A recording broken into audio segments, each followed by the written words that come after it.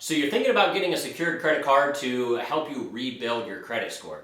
That's fantastic, but there are some things that you need to be aware of with secured credit cards in order to actually properly rebuild your credit score, because there's a lot of ways that people use these secured credit cards that they think they're doing the right thing, but they're actually hurting their credit score even more. So in this video, we're going to be talking about the best ways to use a secured credit card in order to actually start rebuilding your credit score.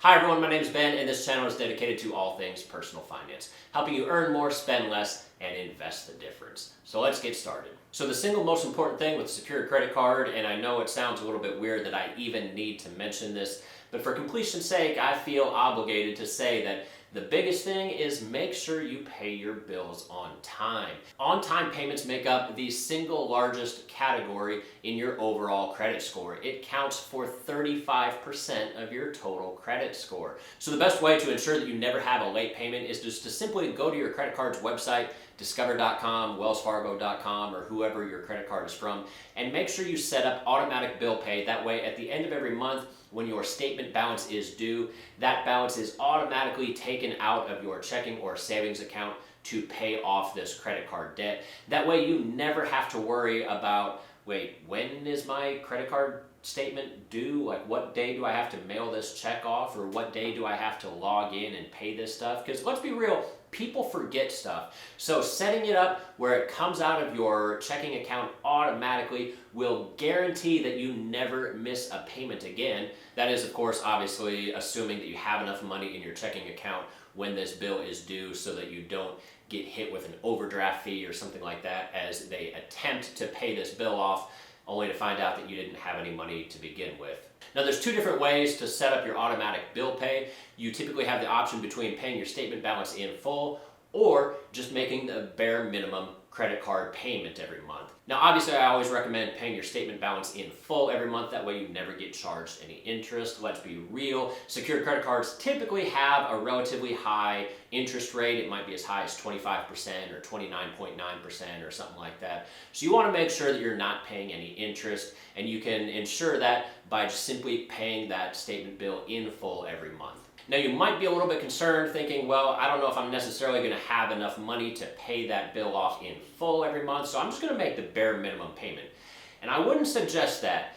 And the reason is leading into tip number 2 in how to properly use a secured credit card is to actually not use the secured credit card, at least not very much. Look, guys, when you need to go out and buy something and you're pulling out your wallet, that secured credit card is not the method that you want to be paying for most things. Like, you should almost never use this secured credit card. And it sounds a little bit weird because you got this to rebuild your credit and then you're being told, don't use it.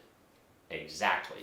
So the second largest category in your overall credit score, which is almost as important as paying your bills on time, is your credit utilization rate. And this makes up 30% of your total credit score, whereas on-time payments made up 35%. So your credit utilization rate is a ratio of how much credit you have available versus how much of it are you actually using. In this case, low percentages is better. So for example, most secured credit cards only have a credit limit equal to the amount of the security deposit. And that security deposit is usually pretty low, oftentimes as low as only $200. So if you only have a credit limit of $200, it can be really easy to have very high credit utilization rates. I mean, let's be real, if you just go and buy some bare minimum groceries and you put $200 on this credit card, then you've maxed out this credit card. You are using 100% of your available credit. That's terrible. Typically, most people recommend that you stay under about a 20% utilization rate, which means if you have a $200 credit limit, on a monthly basis, you should spend no more than $40 on this credit card. And while 20% is what's typically recommended, lower is always better. So if you can get that number down to only 10% or a 5% utilization rate, that's even better. So honestly, what I suggest is simply setting up one of your subscription services to get paid with this credit card, maybe like your Netflix account or Amazon Prime or whatever it is that you guys have. That way, every single month, this credit card is getting used for the $15 or whatever that Netflix is charging. And then you simply never use that card for anything else. This way you have a credit limit of $200 and you're only using $15. That's only a 3% credit utilization rate. That's really going to help your overall credit score. Now you might be thinking, but that doesn't make any sense. Like, the natural tendency is that people want to prove to the credit card companies and prove to the credit bureaus that they can handle large sums of money, that they're responsible enough to be able to transact large sums of money efficiently. And while that might be the intuitive way to go about things, that's not what the credit bureaus are looking for. Instead, they want to see people that really aren't using their credit very much.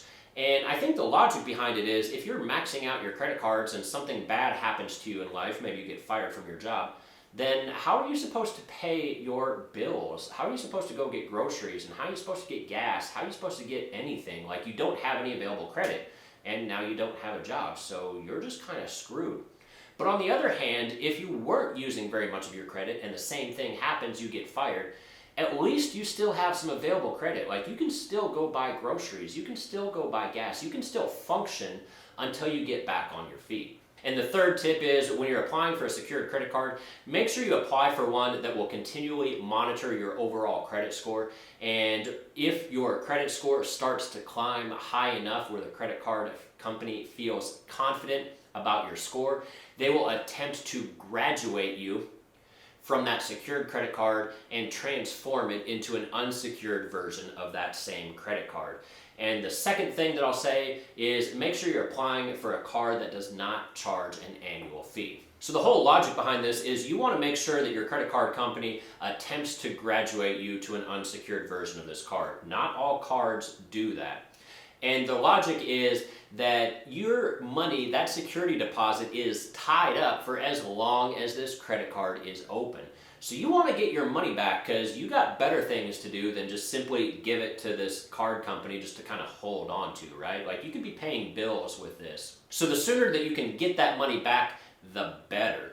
Now, realistically, you've only got two options to get that money back: cancel the card or graduate to an unsecured version of the card. But you do not want to be canceling your card, because the third largest category in your overall credit score, makes up 15% of your credit, is the age of credit. So realistically, the credit bureaus want you to have a well-established track record of using credit. So the longer your accounts have been open, the safer that you are in the credit bureau's eyes. So when you close out one of your cards, that effectively kind of closes out and nullifies the age of that credit card. So you want to keep all of your accounts open so that over time they age, they get older and older and older, which will continue to help your credit score. So you don't want to be closing any kind of accounts. So in that case, the only other way to get your security deposit back, if you're not going to close the account, is to graduate to an unsecured version of that credit card, simply by improving your credit score.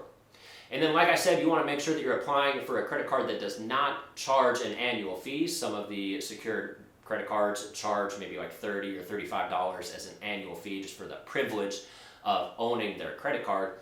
But that can be really expensive year after year after year if you're not actually closing this account, because you want to keep it open, but at the same time, you don't want to be paying a bunch of money every year if you don't have to. Now, if you're interested in what kind of secured credit cards I would actually recommend here for 2021, you can be sure to watch this video right here, where I go through my top 3 picks for secured credit cards. If you like this video, be sure to subscribe, leave a comment down below, give it a thumbs up for the YouTube algorithm, and as always, I'll see you all again next time. Thanks.